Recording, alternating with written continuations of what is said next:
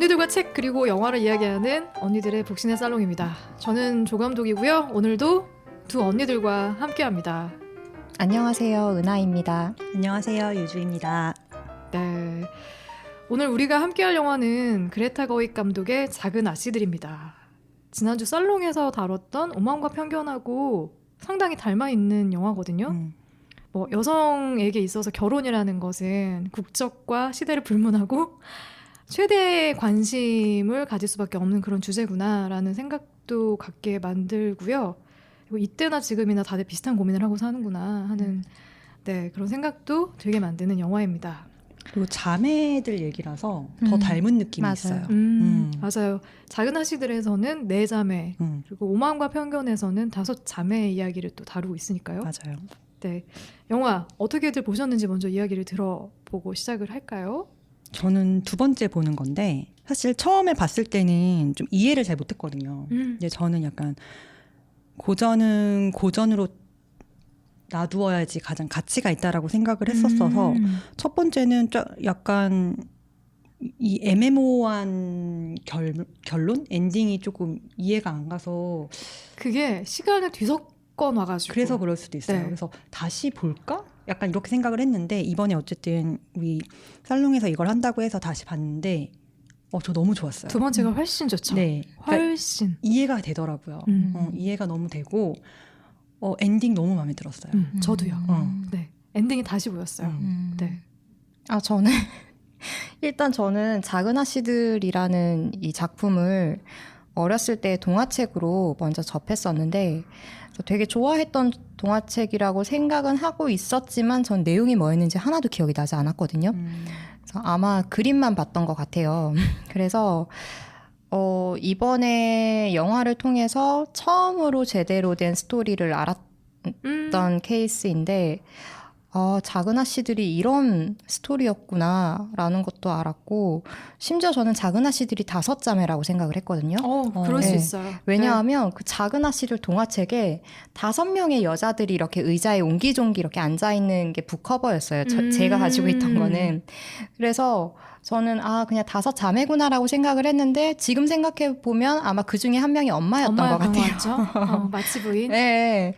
그래서 일단 되게 재밌게 봤고 또 오만과 편견을 지난번에 얘기를 했어서 더 그런 것도 있겠지만 저는 이거 보면서 이 작가가 제인 오스틴인가 이런 생각도 했었거든요. 되게 닮긴 했어요. 너무 닮아서 첫째랑 둘째가 특히. 케미가 잘 맞는 것도 맞아. 너무 닮아 그쵸. 있어요. 맞아요. 맞아요. 네.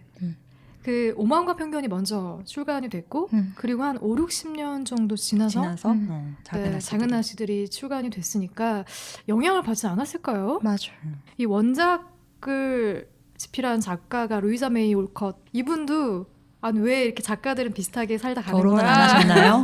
네. 이분도 독신으로 살다가 돌아가셨거든요.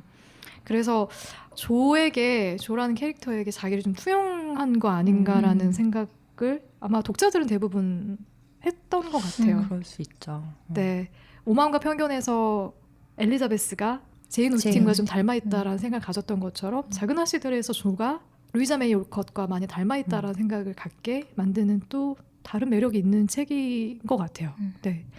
근데 영화는 개봉하기 전부터 굉장히 소문이 무성했잖아요. 그렇죠. 캐스팅부터 해가지고 화려했죠. 게다가 감독이 그레타 거윅이야. 혹시 그레타 거윅의 작품 전에 혹시 보신 게 있으세요? 듣기는 많이 들었는데 저도. 네. 어떤 작품을 했는지는 잘 기억나지 않아요. 레이디 버드라고. 봤어요. 저 너무 재밌게 봤는데. 맞아요. 거기에서도 시얼샤 로넌 맞아요. 네. 시얼샤 로넌이 출연을 하는데 페르소나인가? 감독하고 작업을 좀 꽤 오래 같이 했던 것 같더라고요. 레이디 버드 너무 재밌었고, 맞아. 그러니까 감독으로서의 매력도 있는데 각본도 쓰고 연기도 하시잖아요. 이 감독님이. 연기도 하세요? 네.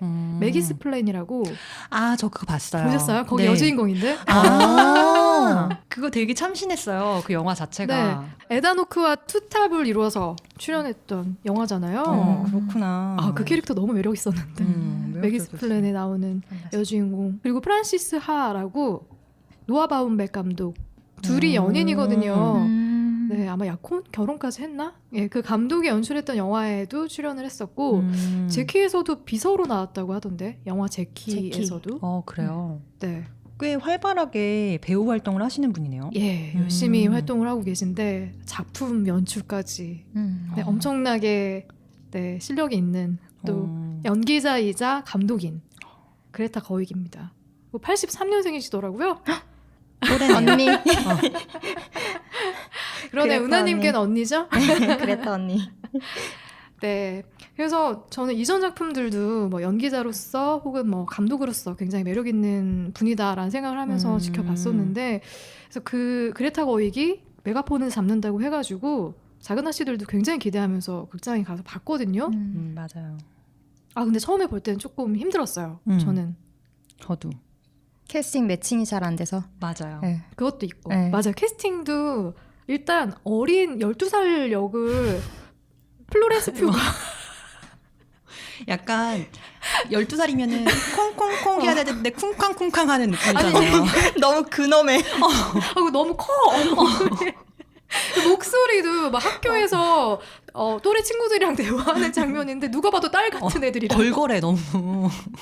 너무 여장부 같은 네, 느낌의. 그쵸. 그러니까 에이미가 그 예전에 94년도인가 위노나 라이더가 라이더가. 조였고 막내가 굉장히 어린 아역 배우인데 커스틴 더스트. 어울려. 커스틴 더스트가 아역으로 출연을 했고 네. 성인 배우는 또 다른 배우가 연기를 한 거예요. 그러니까 이번에도 저는 작은 아씨들의 어린 역할은 7년 전의 역할은 어린 배우들이 하고 또 7년 후의 역할은 성인 배우들이 할 줄 알았더니 이들이 다 성인과 아역 연기를 해버리니까 플로렌스 퓨가 갑자기 너무 노안이 된 거야. 영화 안에서. 맞아. 그것 때문에 약간 몰입 안 되는 건 있었어요. 확실히. 근데 전 두 번째 볼 때는 그냥 귀엽던데요. 맞아. 우는 거 너무 귀여웠어. 숯바닥 맞고 우는 거. 네. 그것도 그렇고 그 뭐냐 스케이트 그러니까 들고서는 조 부르면서 자기 데려가 주기로 했지 않냐 이러면서 막 뛰어나가는데 근데 목소리가 너무 어색해. 근데 사실 너무 귀엽더라고요. 귀엽긴 귀여웠어요. 저도 두 번째 보니까 귀엽긴 하더라고요. 그래도 어릴 때 연기는 조금 부담스럽긴 했어. 맞아. 네, 그래서 영화가 처음 봤을 때보다 두 번째 봤을 때 좋았던 이유는 일단은 엔딩에 대한 해석이 두 번째 보니까 명확해지죠. 명확해지고 그 다음에 작은 아씨들이 이번에 나온 영화가 7번째 영화래요. 전 두 번째인 줄 알았어요. 네, 저도 두 번째. 굉장히 옛날부터 보니까 뭐 무성 영화에서부터 시작해가지고 네, 그래서 이게 7번째 원작을 영화로 만든 7번째 작품입니다. 네. 그래서 이번 영화에서 특별하게 좀 가지고 갔던 연출 방식이 시간을 과거와 현재를 뒤섞어 버린 거거든요. 예전에는 그냥 시간의 흐름대로 갔는데 요번에는 과거로 갔다가 현재로 왔다가 다시 또 과거로 갔다가 이 인물 얘기하다 저 인물 얘기하다가 계속 뒤섞여 나오니까 아 이게 원작을 제대로 안 읽고 보면 진짜 힘들겠다 따라가기. 그리고 중간중간에 감정선이 갑자기 어느 순간에 깨지는 부분이 있거든요. 그게 저는 영화를 처음 볼 때 좀 아쉬웠었어요. 그래서 다 보고 나와서 저희 이제 살롱에서 같이 왔었는데 어땠냐고 물어보는데 대답을 어떻게 해야 될지 모르겠는 맞아, 거예요. 그때 그랬었어요. 그렇죠. 그러니까 너무 좋았어요라고 얘기할 수가 없는데 그렇다고 좀 잘 모르겠고 너무 별로였어요라고 얘기하기도 애매한 그런 상황이었던 것 같아요. 저는 사실 소설을 읽지는 않고 어릴 때 TV에서 해주는 그거를 만화 영화를 봤었어가지고 그 사실 스토리가 기억이 나거든요. 근데 영화를 보고 와서는 뭔가 고전을 너무 훼손한 느낌이 살짝 있는 거예요. 너무 왔다 갔다 해서 그랬는지 제가 뭔가 갑자기 뭐 헷갈려서 그랬는지 그래서 약간 뭐지? 약간 이런 느낌이 있어가지고 그래서 좀 근데 아마 제가 그때도 그랬을 거예요. 그냥 고전은 고전으로서가 가장 아름답다라고 얘기를 했었던 것 같은데 두 번째 보니까 다시 달리 보이지 않아요? 고전을 훼손하지 않았다는 말이 뭔지 알겠더라고요. 그러면서 여성들이 그 당시에 갖고 있었던 어떤 사회 참여의 문제라던가 본인의 어떤 삶에 대해 결혼에 대해서 고민하는 부분들을 굉장히 잘 해석해서 재해석해서 연출했다는 생각이 저는 들었어요. 찡하기도 했어요, 진짜. 그래서 두 번째가 훨씬 좋았다. 그래서 지금은 작은 아씨들 어떻게 봤어요? 라고 하면 너무 좋았어요. 라고 얘기할 수 있을 것 같아요. 영화 줄거리가 궁금하신 분들은 혹은 뭐 영화를 본 지 오래되신 분들은 저희가 미리 줄거리를 정리해서 업로드 해뒀거든요. 그러니까 꼭 들어보고 오시면 좋겠습니다. 루이자 메이 올콧의 작은 아씨들을 원작으로 한 이 영화는 마치가의 네 자매들, 특히 조의 갈등과 성장에 초점을 맞추고 있어요. 화려한 생활을 동경하지만 가난한 남자와 결혼해서 아내 그리고 어머니로 살아가는 첫째 매그, 자신에게 우호적이지 않은 시대와 싸우면서 작가로 자립하고 성공하고 싶어하는 둘째 조, 작은 체구에 숫기도 없지만 누구보다 따뜻한 마음을 가진 베스, 화가의 꿈이 있었지만 자신의 한계를 느끼고 부유한 남자와 결혼을 하려다 결국 사랑을 선택하게 되는 막내 에이미. 이렇게 네 자매들의 사랑과 연대, 성장을 그린 영화 작은 아씨들은 뉴욕에서 글을 쓰면서 자신의 꿈을 이루기 위해 고군분투하는 조의 모습에서 시작을 합니다. 뉴욕의 하숙집에 함께 들어와 살면서 조에게 호감을 내비치던 프리드리에라는 남자는 조가 글을 쓰는 작가라는 사실을 알고 그녀의 글을 읽고 싶어 합니다. 그의 호의에 비록 익명이긴 하지만 신문에 실린 자신의 글을 프리드리에게 건네는데요. 기대와는 달리 부정적인 피드백을 조가 받게 돼요. 아마 이게 첫 피드백이었던 것 같아요. 제 느낌에는 뭐 가족들에게는 자신의 글을 보여준 적이 있겠지만 공식적으로 누군가에게 자신의 글을 보여주고 평가를 받는 자리가 이게 처음이었던 것 같아요. 비판적인 반응이 나타나니까 조가 여기서 크게 폭발하거든요. 너무 전곡을 찔러서 그랬던 것 같아요. 저는 이게 처음 시작이 어쨌든 신문사? 출판사에 어쨌든 자기 글을 싣고 싶어가지고 갔는데 여성이라는 이유로 이게 안 되기 때문에 자기 친구가 부탁을 했다라고 얘기를 해서 이제는 그랬죠. 하죠. 그때 여성은 꼭 결혼을 시키고 이런 플롯은 안 되고 자극적으로 써라 라고 말을 듣고 아마 고친 글을 보여주지 않았을까 그랬습니다. 싶어요. 네. 그랬는데 어쨌든 그 글은 자기도 쓰고 싶었던 게 아니죠. 그저 어쨌든 가족을 부양하기 위해서 경제적으로 뭔가를 얻기 위해서 어쩔 수 없이 썼었던. 돈을 벌기 위한 글. 그렇죠. 그러니까 자기도 그게 좋지 않다는 거를 충분히 인지하고 있었고 자기도 어쨌든 자존심이 상했겠죠. 자기가 그렇죠. 쓰고 싶은 거는 따로 있는데 이런 환경에서 자기가 누군가를 부양해야 되고 어쨌든 돈을 벌어야 된다는 거에 대해서 되게 갈등이 많았을 것 같아요. 근데 그거를 너무나 전곡을 찌른 거죠. 이 사람이. 맞아요. 딱 첫 마디가 솔직하게 좋은 글은 아닌 것 같아요. 맞아요. 라고 말하고 시작하는 거예요. 그 프리드리히가. 그러니까 굉장히 화가 나지 않았을 거예요. 그냥 이거는 그 남자에 대한 화라기보다는 자기 자신에게 굉장히 화가 났다라고 맞아. 느꼈어요. 그리고 좀 일단 기본적으로 얘는 다른 사람에게 자신의 글에 대해서 평가를 받아본 적이 없었던 애고 그렇죠. 그리고 가족들은 항상 조는 글을 잘 쓰는 애 막 연극 이런 대본도 쓰고 그랬잖아요. 그러니까 가족들이 항상 잘 쓴다라고 얘기를 해주고 그리고 어쨌거나 신문에도 글을 싣고 있고 그리고 뭐 무슨 상도 받았고 이러다 보니까 약간 자만했던 것도 있지 않았을까라는 생각도 들고 그리고 그런 점도 있는 것 같아요. 이게 남자 문호들은 굉장히 많았을 거 아니에요. 그쵸. 당대에. 그러니까 그들끼리 모여가지고 토론도 하고 비판도 하고 비평도 서로서로 주고받으면서 성장할 수 있게 끌어주는 상대가 있는데 조는 그런 대상이 없었던 것 같아요. 이게 우리도 제일 처음으로 누군가에게 내가 만들어낸 결과물을 내비쳤을 때 돌아오는 반응들에 굉장히 민감해지잖아요.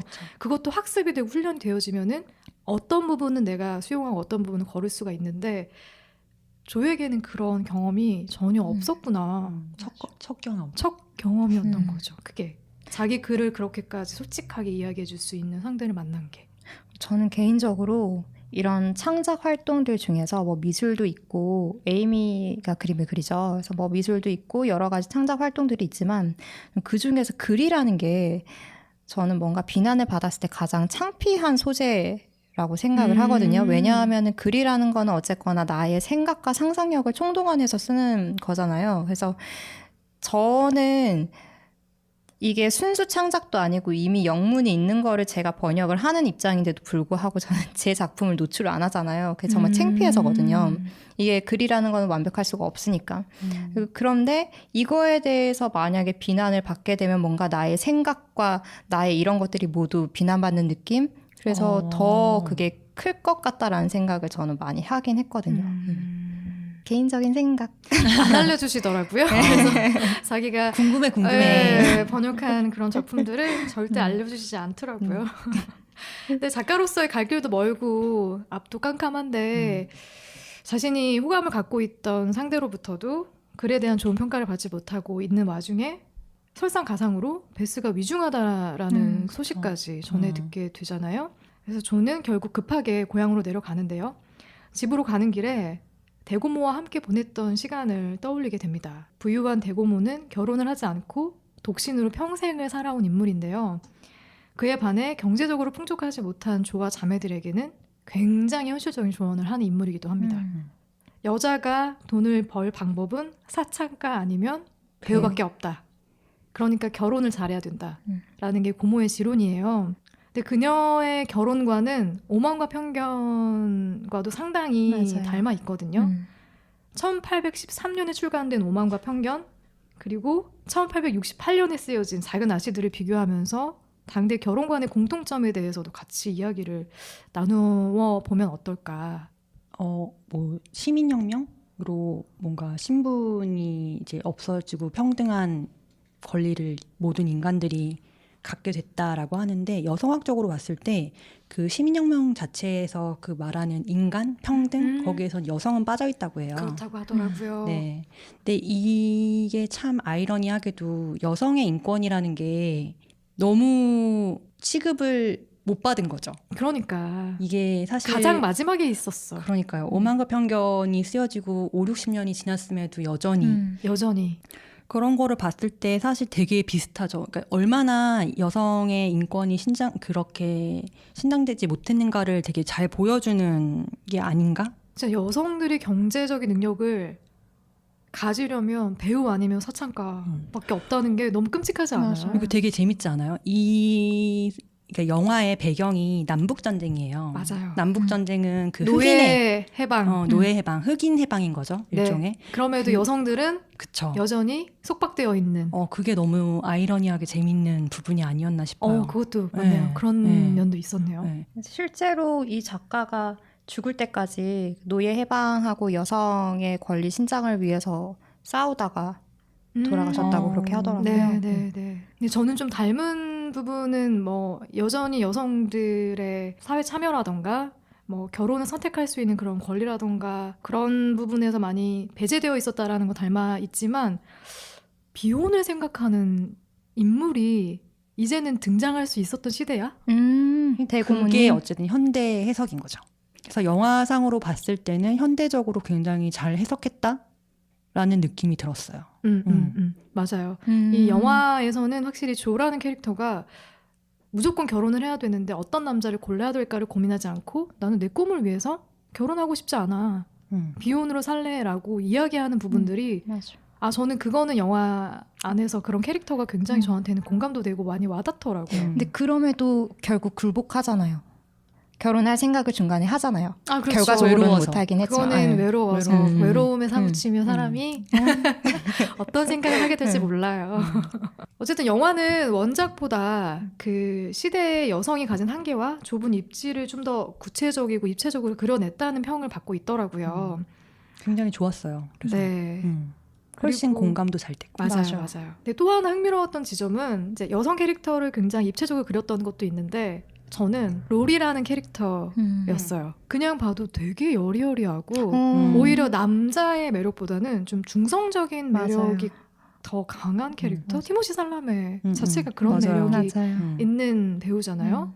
약간 아이돌 스타 같은 느낌도 있고. 너무 네. 연약해.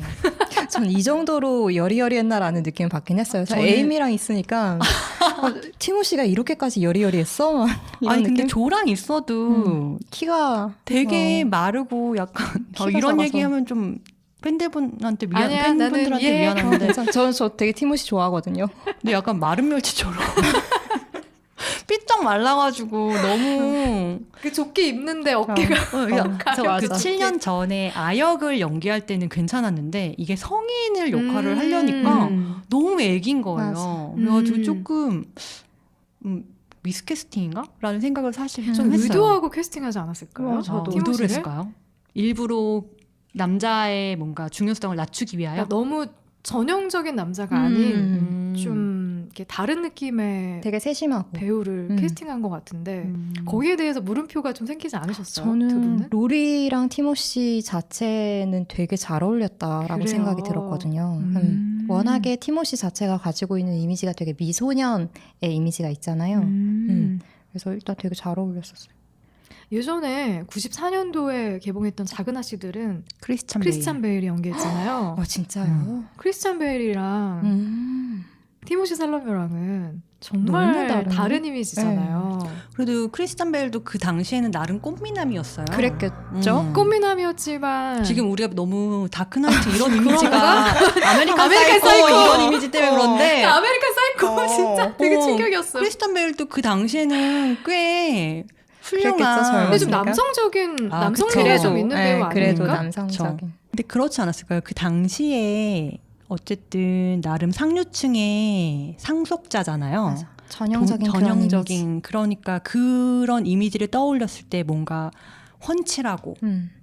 덩치도 좀 이렇게 음. 있고 그런 사람을 뭔가 그렸지 않았을까요? 그래서 음. 그런 캐릭터를 여태까지 캐스팅을 했다가 글쎄요 갑자기 왜 이렇게 여리여리 그래서 우리가 생각하는 남성상이 변했나? 저는 약간 이렇게도 생각했거든요. 여자들이 좋아하는 그쵸, 그쵸. 뭐 여성들이 끌려하는 남성상이 바뀌었나? 뭔가 되게 모성애를 자극하는 캐릭터잖아요. 티모시 같은 경우에는. 전 되게 신선했거든요. 음. 그 캐스팅이 음. 로리를 티모시 살라메로 캐스팅했다는 것 그래서 자체가 저는 근데 그 캐릭터랑 이 티모시랑 사실 저도 잘 맞는다고 생각했어요. 네, 이제 은하님처럼. 에임이랑 근데 여성과의 여자와의, 케미가 케미가. 썩 훌륭하지 못했던 것 같아요. 왜냐면 어릴 때 오히려 어린 시절의 조바는 잘 어울렸어. 맞아요. 근데 성인이 된 후에 에이미와 다시 마음을 나누게 되는 설정에서는 이상하게 뭐 두근거림이나 설렘이 없더라고요. 그 둘을 보면서는 그런 생각 안 드셨어요? 맞아요. 케미가 안 맞아. 좋은 거죠. 플로렌스 퓨랑 티모시 살라메가 맞아. 생각보다 케미가 그렇게 잘 맞진 않더라고요. 그 둘이 가장 안 맞았고. 근데 그게 우리의 편견일 수도 있다는 거죠. 그러니까 우리가 생각할 때 다른 시선? 남자와 여자의 관계에서 뭔가 남자가 굉장히 덩치도 좋고 우람하고 여성은 얇고 여리여리하고 뭔가 모르게 보호해줘야 될 연약한 그런 캐릭터가 만났을 때 아직까지 그런 나도 이미지가- 모르게 어. 그 둘이 훨씬 더 궁합이 잘 맞고 아름답다고 생각이 들잖아요. 나는 그런 고정관념을 좀 깨준 커플이었다는 생각도 드는 거예요. 둘을 보면서. 근데 여전히 뭔가 안 믿겨요. 그래도 둘이 싫어. 커플이라는 게 안 내 믿겨. 취향 아니야. 아니 그런 커플이 있을 수 있잖아. 있긴 있어요. 존재는 해요. 내가 너무 선입견을 갖고 있나 우리가 봐요. 분명히 그런. 편견이 나는 음. 있다고 생각해요. 그래서 막 이게 시간의 흐름이 영화 속에서도 왔다 갔다 하잖아요. 어린 시절과 좀 더 크고 나서 만나고 이러는데 다른 뭐 스티얼샤 로넌이나 이 누구죠? 에이미랑 다 나이가 먹은 얼굴처럼 보이는데 맞아, 맞아. 티모시는 여전히 미소년이야. 혼자. 왜 여자가 미모가 출중한 남자를 사랑할 수도 있지. 내가 취해서 그럴 수 있죠. 얼굴을 보고. 그렇죠. 어렸을 때 그 로리랑 조가 둘이 막 되게 장난치고 무도회장에서 처음 만났을 때도 되게 천진난만하게 둘이 그렇죠. 춤추고 그러잖아요. 그런 장면들이 저게 로리가 티모시가 연기한 게 아니었으면 저게 어울릴 만한 그런 건장한 남자가 누가 있을까? 약간 이런 느낌? 너무 티모시가 아름다워요. 네. 맞아. 너무 좋더라고요. 아름답고 뭔가 조와 같이 할 때 그 어린 아이들 사이에서 주고받는 감정이 나한테도 다가와서 맞아요. 저도 모르게 설레긴 하더라고요. 맞아요. 그러니까 그 두 사람이 주고받는 감정들은 하지만 결국 승자는 에이미죠. 에이미. 네. 멋있어. 그리고 원작보다 영화에서 에이미의 비중이 더 크게 그려지는 것 같더라고요. 조를 밀어내고 대고모의 환심을 사서 유럽 여행을 가게 되는 것도 에이미고 거기서 그림 공부까지 하게 되잖아요. 저는 에이미를 보면서 지난주에 했던 오만과 편견에서 샬롯을 보는 느낌이었거든요. 그래요? 되게 현실주의자라는 느낌이 들었어요. 그래서 자기가 원하는 게 뭔지 정확히 알고 있고 명민한 아이. 맞아요. 영민하고 똑똑한 아이인 것 같아요.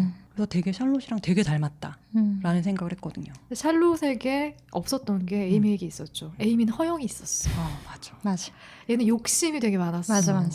그래서 본인이 하고 싶은 건 다 해야 되는 맞아. 그런 캐릭터였던 것 같아요. 저는. 근데 결국 돈도 미모도 다 갖춘 그리고 내 마음을 사로잡기까지 했던 로리와 결혼에 골인을 하잖아요. 에이미가. 근데 어쩌면 제가 볼 때는 내 자매 중에서 가장 행복하게 살 것 같은 맞아요. 캐릭터이기도 해요. 저는 개인적으로 이걸 보면서 조라는 캐릭터가 가장 싫었고 그리고 에이미가 가장 좋았거든요. 조가 싫었어요? 네. 저도 사실 에이미가 되게 정이 많이 갔어요. 일단 조가 마음에 들지 않았던 거는 이게 로리에 대한 감정을 나중에 이제 뭐 깨달았다고 지는 하는데 정말 싫었나 보다. 얼마나 싫었으면. 근데 그게 과연 진짜로 자기가 좋아한다고 생각을 했었을까라는 생각은 들기는 해요. 그게 과연 정말 사랑의 감정을 깨달아서 그렇게 편지를 썼던 걸까? 그냥 외로워져서 옆에 누군가는 있어야 되겠고 그제야 떠오른 사람이 로리였으니까 그래서 편지를 쓴 거 아닐까라는 생각이 가장 크게 들었고 저는 항상 있을 때 잘해라. 있을 때 잘해라. 나중에 후회하지 말고 꼭 연애를 해도 나중에 연락 오는 애들이 있어요. 진짜 극혐. 자니? 그러니까. 뭐하니? 네. 그래서 되게 싫어하는 캐릭터였고 에이미 같은 경우는 영화 속에서 조금 얄밉게 그려지는 부분도 있기는 하지만 충분히 에이미가 그렇게 셈을 내고 할 수 있는 것들 아닌가? 이런 생각도 들고 그리고 굉장히 현실적이고 자기가 원하는 것을 또렷하게 알고 있고 똑똑하게 생각? 근데 저는 어릴 때 에이미는 싫었어요. 왜요? 조가 쓴 글을 근데 12살 때 맞아, 그럴 수 있지 애기들은. 않아요? 어떻게 글을 태워버리면 어떡하냐. 얼마나 똑똑한 아이예요. 가장 소중한 맞아. 거를 건드리려고 했는데 맞아. 옷을 건드려도 언니는 끔찍 타격을 안 할 것 받지 같고. 않는다. 그래서 언니가 가장 소중한 걸 난 정말 너무 똑똑한 아이라고 생각해요. 그리고 저는 조를 보면서 그 오만과 편견의 엘리자베스랑 되게 비슷하다고 생각했거든요. 네, 저도 네. 그 생각은 했어요. 네. 되게 이상주의자? 맞아요. 라는 느낌에 굉장히 비슷하다고 생각을 했고, 그게 그 나중에 로리한테 편지를 쓴 것도 사랑이 아니었어도 저는 그럴 수 있었을 것 같아요. 충분히 그런 마음이었을 수 있을 것 같고, 그래서 저는 사실 엘리자베스보다는 그 작은 아씨들에서 조가 좀 더 진취적인 여성이 아니었을까. 본인의 마음을 전달할 수 있는. 그래서 그 지난주에 했던 엘리자베스보다 좀 더 조한테 공감은 갖고 그래서 어느 면에서는 내가 조인 것 같기도 하고 또 어떤 면에서는 내가 에이미 같기도 하고 약간 이런 느낌을 가지면서 봤거든요. 그래서 저는 둘 다 되게 공감 가는 캐릭터였다라고 근데 생각해요. 저는 그렇게 남녀 간에 아무렇지 않게 스킨십을 하고 이런 것들이 전 되게 불편하거든요. 근데 조랑 로리 얘기하는 네, 거예요? 근데 조가 끊임없이 로리에게 그렇게 스킨십을 해요. 맞아. 막 어깨 동무를 하고 뭐 껴안기도 하고. 근데 이게 자기 딴에는 그냥 친한 사이니까 뭐 나는 너 그렇게 생각 안 해라고 할 수 있지만 사실 남자 입장에서는 그렇지가 않잖아요. 오해할 수 있지. 이 보수적인 사람 같은 이라고. 오해할 수 있어. 너무 싫어 진짜. 화나. 아니 오해할 수 근데 충분히 오해할 수 있다라고 생각을 하는 게 어느 그 결혼식 장면이었나 이렇게 결혼을 하는데 그 로리의 주머니에 손을 넣고 있는 장면이 있어요. 전 그거 보고서는 와 진짜 꼬리를 아주 그냥. 조가 로리에게 반지도 선물하잖아요. 네. 거기서 로리가 확 마음이 갔어. 맞아. 그 전까지는 긴가민가 내가 마음이 있는 것 같긴 한데 내 감정의 깊이에 대해서 정확하게 인지를 못하다가 조가 주는 반지에 맞아. 얘가 마음이 확 갔어. 그래서 저는 약간 조의 마음이 궁금하긴 했거든요. 그렇게까지 사실 형제 자매가 아닌데 그렇게 이웃 남자한테 그렇게까지 다가가는 게 어떤 마음이었을까? 어떤 마음으로 근데 나는 다가갔을까라는 생각은 이성의 들었어요. 감정은 없었을 거라고 생각하거든요. 근데 생각해보세요. 자기 여자친구라도 그렇게까지 스킨십을 하고 그러진 않을 것 같거든요. 저는. 그러니까 네. 나 같긴 싫고 남 주긴 싫고 약간 아니. 난 이런 느낌. 우리 티모시한테 감히. 뭐 저는 그 정도까지는 아닌데 발 뺐어. 저는 공정한 사람입니다. 약간 궁금하긴 했어요. 도대체 어떤 마음으로 저렇게까지, 그러니까 혹시 착각을 하진 않았을까? 자기도 그 로리를 사랑한다고? 근데 어느 순간 이게 사랑이 아니다라고 깨달지 않았을까? 라는 생각도 조금 했거든요. 근데 조도 어쨌든 로리에게 마음은 있었다. 라는 게 약간 저의 해석이기는 해요. 그 정도까지 나도. 스킨십을 하기가 사실 맞아. 성이 다른 사람한테는 쉽지 않을 것 같거든요. 근데 저는 조의 성격이라면 가능하다. 싫어. 가능하다라는 생각을 했고, 근데 기본적으로 조 자체가 되게 말괄량이잖아요. 그러니까 뭐 남자 여자의 어떤 성 역할이라던가 뭐 그런 거에 대한 개념도 크게 있지 않았던 것 같고, 조는 보면은 모두에게 되게 털털하게 굉장히 편하게 대하는 그런 캐릭터로 저는 느껴졌거든요. 그리고 집 안에서도 자매들을 가장 많이 챙기고 돌봤던 게 저는 조 같기도 하고요. 맞아요. 베스 같은 경우에도 조가 끝까지 곁을 책임감이 지켰고 강한 아이긴 했죠. 네, 그리고 모두에게 스스럼없이 대하는 그런 저는 여자라고 봤는데 로리를 남자로 보지 않았기 때문에 저는 가능했다고 생각했어요. 그 관계가. 그러니까 정말 남자로 보지 않았기 때문에. 그래서 그렇게까지 막 편하게 여자친구 대하듯이 스킨십도 하고 오해할 만한 행동을 할 수 있었던 게 로리도 나에게 감정이 없을 거라고 생각했고 나도 로리에게 별다른 이성으로서의 감정이 없었기 때문에 저는 그렇게 행동을 할 수 있었다고 생각을 하고요.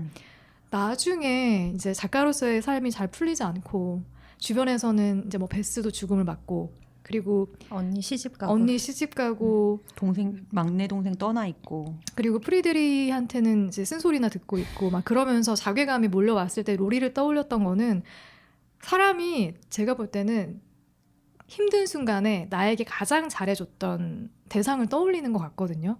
그래서 그때 내가 다른 선택을 했으면 어땠을까라는 미련이지 저는 로리에 대해서 사랑의 감정을 느꼈을 거라고 생각하진 맞아요. 않아요. 맞아.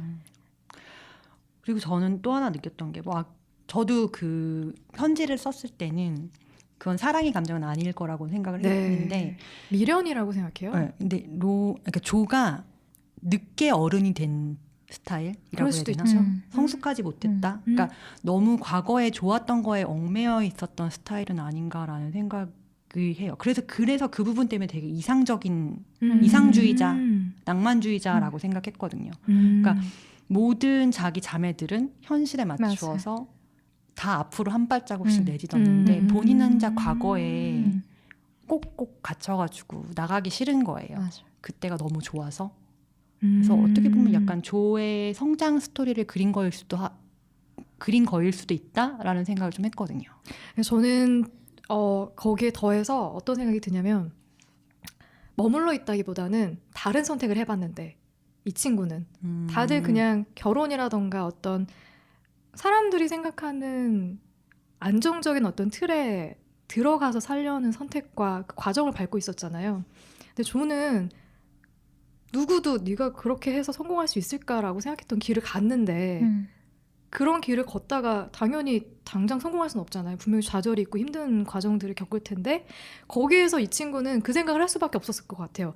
나도 언니처럼 혹은 다른 사람들처럼 그냥 편하게 여성으로서 결혼을 해서 가정이란 울타리 들어가서 안정된 삶을 살았으면은 지금보다 덜 힘들었을까?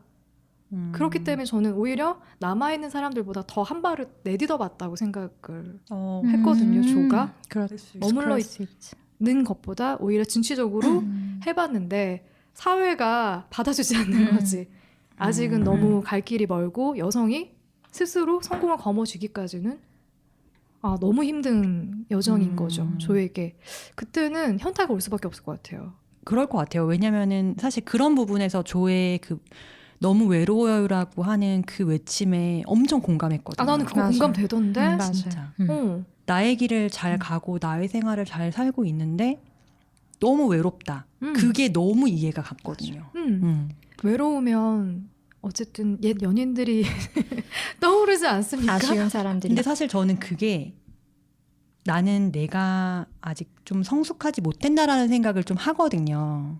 그래서 다른 사람들은 어쨌든 자기의 길을 맞춰서 이 외로움을 잘 극복하고 있는 게 아닐까? 나만 이렇게 혼자 갇혀서 성장하지 못하고 나만 외로운가? 라는 생각을 사실 했거든요, 저는. 그래서 약간 그런 관점으로 저는 조를 봤어요. 그리고 언니가 결혼할 때도 조가 결혼하지 말라고. 근데 언니는 배우를 해야 된다고. 근데 이제 언니가 이제 되게 현실적인 얘기를 하죠. 우린 다 앞으로 나아가야 된다. 여기에 머물 수는 없다라고 얘기를 그리고 하죠. 그런 얘기도 했어요. 너의 꿈과 나의 꿈이 다르다고 해서 내 꿈이 틀린 게 아니라고. 맞아요.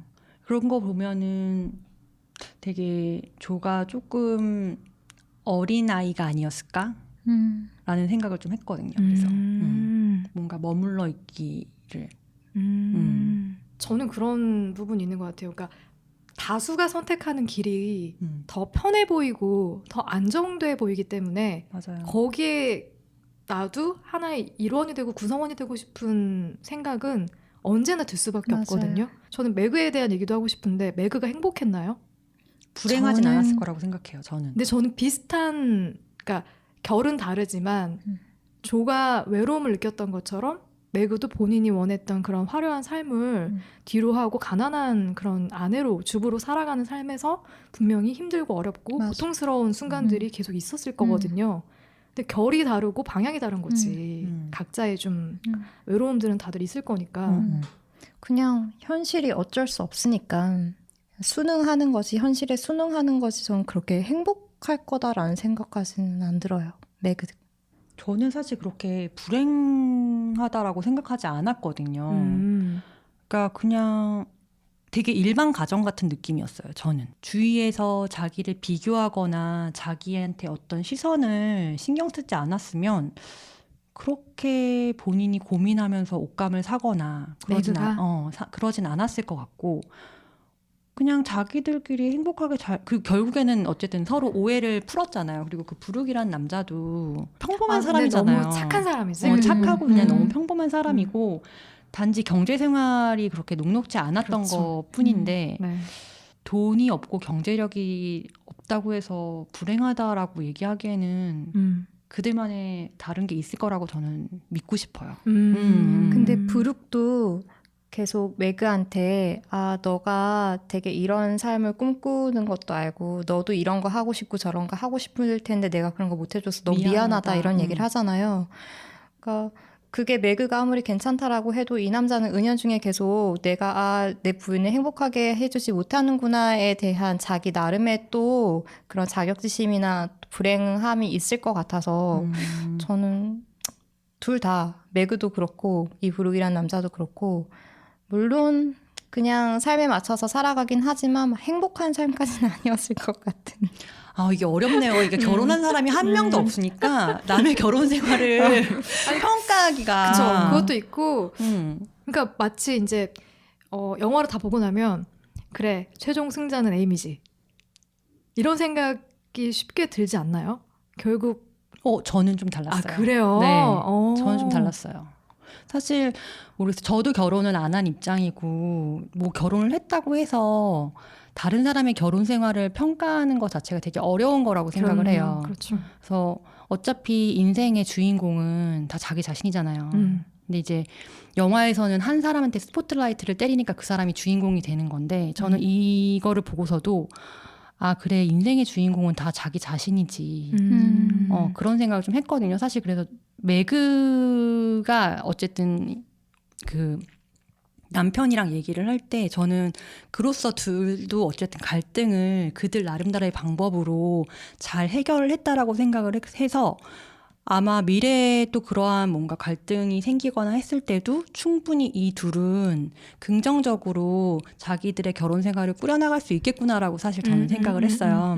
그리고 에이미도 자기가 너무 똘똘하게 자기의 인생을 선택을 했고, 그리고 조조차도 자기가 되게 만족스럽다고까진 모르겠지만 자기가 원하는 삶을 살 수 있게 오픈 엔딩으로 끝이 났잖아요. 네. 그래서 보면서 저는 어차피 자기 인생의 주인공은 나구나, 열심히 살아야겠다, 약간 이 생각했거든요.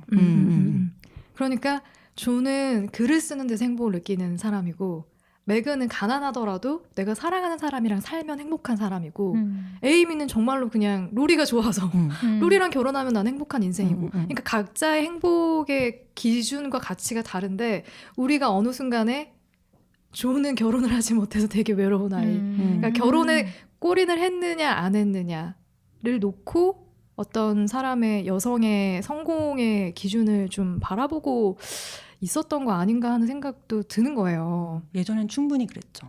네. 그래서 결혼에 대한 여러 가지 우리가 생각들을 나눴는데 다시 조의 이야기로 넘어가서 영화의 엔딩 장면에 대해서 이야기를 좀 더 나눠보면 이 엔딩 장면에 대해서도 의견이 분분했잖아요.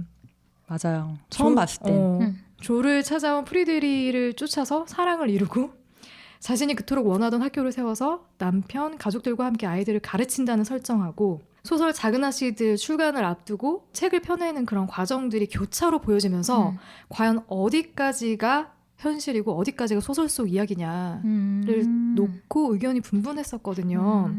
그리고 일부러 감독도 그 경계를 좀 모호하게 그려냈던 것 같고 이게 소설이면 어떻고 허구면 어떠냐라는 느낌이었어요. 음. 이래도 좋을 것 같고 저래도 좋을 것 같다. 그래서 좀 어떻게 보면 되게 완벽까지라고 얘기를 할 수는 없지만 되게 좋은 엔딩이 아니었나? 라는 생각을 해요. 그러니까 조가 계속 자기는 비혼주의자로서의 발언을 하는데 사실 조가 그렇게 비혼까지는 아니고 어쨌든 결혼을 하지 않겠다라고 선언한 데까지 그 과정이 사실 빠져 있어요. 조가 왜 결혼을 하지 않아야겠다라고 생각을 하는지가 되게 좀 모호하더라고요. 그래서 어쨌든 자기가 사회적으로 성공도 하고 사랑도 하면 좋지 않나? 라는 저는 감상이어서 굳이 그거를 뭐 소설로 보고 싶은 사람은 소설로 보도 좋겠지만 저는 그냥 현실로 사랑이 이루어졌으면 좋겠다라고 생각했거든요. 너무 설득된다. 그리고 그 학교를 만들었던 그 공간이 대고모가 물려준 집이었잖아요. 맞아요. 그러니까 대고모가 에이미가 아닌 조에게 그렇게 물려줄 결정을 했다라는 것도 되게 마음에 들었고. 근데 저는 처음에 영화를 봤을 때 프리드리히와 조아의 그런 재회 장면이 그게 영화의 결말이라고 생각한 거예요. 저도 처음엔 그랬어요. 그래서 캐릭터 붕괴다. 맞아. 그때 유수님이 저한테 고전은 고전으로 보셔야죠 라고 얘기를 해가지고 맞아요. 그래서 그냥 스스로를 달래고 넘어갔는데 다시 보니까 저는 이건 소설 100% 속 소설이다. 이야기라고 생각했어요. 너무 우스꽝스럽지 않았어요? 왜냐면 근데 너무 오버액션했어. 바람과 함께 사라진다.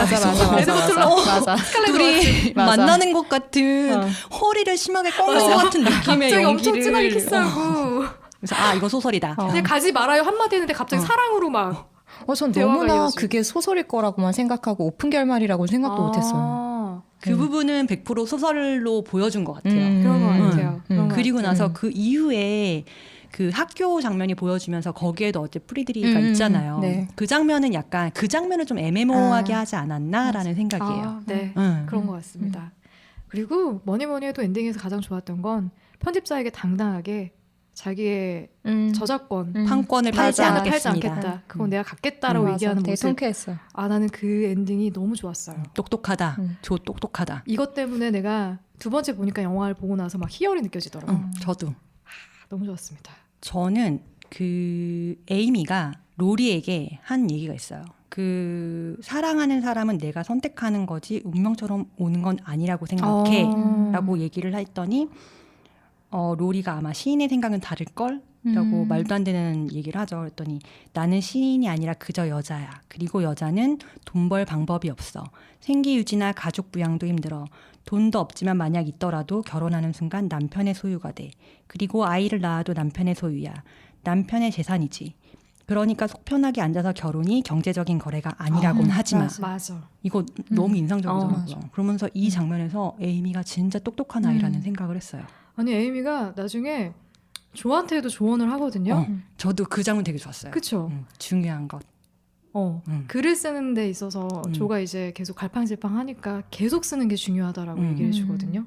조가 그러죠. 이제 중요성은 부여하는 게 아니라고 중요한 걸 써야 되는 거라고 얘기를 해요. 그랬더니 에이미가 자기는 그렇게 생각하지 않아. 중요성은 계속 쓰다 보면 충분히 부여될 수 있어라고 설득을 하는 장면이었는데 에이미가 똑똑하네. 너무 똑똑했더라고요. 그 인상적이더라고요. 내가 어릴 때 에이미 되게 얄미웠는데 맞아. 성인이 된 에이미는 이렇게 똑똑했나? 저도 그런 얘기 하는구나. 네가 이렇게 똑똑했어. 맞아. 그랬더니 언니가 내 나에 단점만 대해서 보려고. 단점만 보려 했다라고 얘기를 그래서 하죠. 에이미 다시 보였어. 로리를 쟁취할 자격이 충분히 있어요? 자격이 있는 여자다. 그런 생각이 드네요. 네. 네, 오늘 많은 얘기들을 나눴는데 저희 막 열띤 토론도 중간에 그러니까요. 하고 아마 편집될 것 같긴 한데 100분 토론의 느낌이었습니다. 당분간 연애 얘기는 안 하고. 그러니까 이제 그만 얘기해도 될 것 같아. 결혼과 연애에 대해서. 네. 네, 오늘 이 시간을 통해서 작은 아씨들을 한 줄로 정리한다면 뭐라고 이야기를 해주고 싶으신가요? 나중에 후회하지 말고 있을 때 잘하자. 있을 때 잘하자. 있을 때 잘하자. 아주 뼈 때리는. 저는 두 마디 하고 싶은데요. 네. 인생의 주인공은 나다. 인생은 타이밍이다. 타이밍이 진짜 중요한 것 같더라고요. 네, 인생은 타이밍이다. 에이미를 지금 떠올리면서 얘기하시는 거 아니에요? 저도. 네. 그래요? 만약에 그런 거죠. 저는 그 생각은 했거든요. 로리가 만약 고백을 안 하고 있다가 7년 후에 조가 힘들어서 돌아왔을 때 자기가 힘들어하고 있을 때 베스가 죽고 그때 고백을 했다면 과연 둘은 어떻게 됐을까? 아, 그치. 약간 그 시간 너무 상상을 길다 했지. 근데. 너무 길다. 아 사랑하면 그 정도는 해줘야죠. 살이 생기겠어요. 아, 이거 현실에서 불가능하지만 불가능하지만 영화니까. 만약에 아니면은 정말 에임이랑 이어지지 않고 여전히 조를 사랑하는 마음을 갖고 있어서 다시 돌아와서 다시 그때 고백을 했다면 인생은 정말 타이밍이다. 맞아요. 인생은 정말 타이밍이 맞고 맞아. 행복의 가치는 내가 정하는 거다. 정답. 절대 남이 정해주는 게 아니다. 정답. 라는 생각이 들었습니다. 네, 오늘 두 아씨들과 함께 즐거운 수다를 나눴는데요. 네, 오만과 편견에 이어서 오늘 작은 아씨들로 함께 이야기 나눈 시간은 또 어떠셨나요? 아, 좋았어요. 사실 이게 두 번째 봐서 더 좋았었는데 사실 이번 살롱 시간이 아니었으면 이 영화를 다시 보지 않았을 거예요. 그러면 맞아요. 사실 그랬을 이 것 영화를 같아요. 네. 그냥 그런 영화로 기억됐을 건데 이번 시간을 통해서 다시 보면서 아 정말 훌륭한 영화였다라는 생각을 그것만으로도 사실 되게 좋아요. 근데 전 사실 이 책도 샀거든요. 오, 그 오. 두꺼운 엄청나게 완독을 거의- 응원합니다. 핑거 스미스 두께던데요. 제발 완독하시고 아, 좀 네. 빌려주십시오. 조건이 붙었다. 완독한 다음에. 네, 그래서 만약에 이거 아니었으면은 사실 읽어볼 생각도 안 했을 것 같은데 어렸을 때 동화책으로만 이렇게 그림으로만 남아있던 영화를 보게 돼서 좋았던 것 같아요. 저도 이번 살롱이 아니었으면은 이 영화를 그냥 스쳐 지나가게 둬버렸을 것 같은데 다시 보니까 너무 좋더라고요. 그래서 저에게도 굉장히 의미 있는 시간이었던 것 같고요. 누가 물어보면 정말 작은 아씨들을 강력 추천하고 싶은 마음까지 생겼습니다. 네. 오늘 은하님, 유주님과는 여기서 인사드리고요. 다음 주에는 정세랑 작가의 보건교사 아는 영으로 와 셜록님과 함께 인사드리도록 하겠습니다. 기대하겠습니다. 네, 수고하셨습니다. 감사합니다. 안녕. 안녕.